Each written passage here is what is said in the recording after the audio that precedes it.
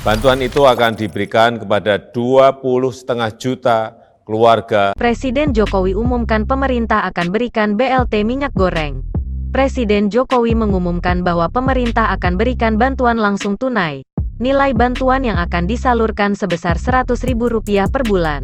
BLT minyak goreng tersebut akan disalurkan ke 20,5 juta keluarga yang termasuk daftar bantuan pangan non-tunai dan juga 2,5 juta pedagang kaki lima (PKL) yang berjualan gorengan. Berikut pengumuman dari Presiden Jokowi. Assalamualaikum warahmatullahi wabarakatuh. Kita tahu harga minyak goreng naik cukup tinggi sebagai dampak dari lonjakan harga minyak sawit di pasar internasional. Untuk meringankan beban masyarakat, pemerintah akan memberikan BLT minyak goreng.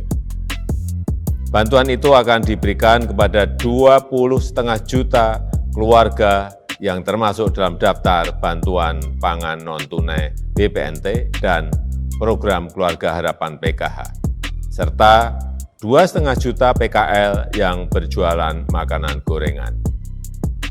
Adapun bantuan yang diberikan sebesar Rp100.000 setiap bulannya, pemerintah akan memberikan bantuan tersebut untuk 3 bulan sekaligus, yaitu April, Mei, dan Juni, yang akan dibayarkan di muka pada bulan April 2022 sebesar Rp300.000.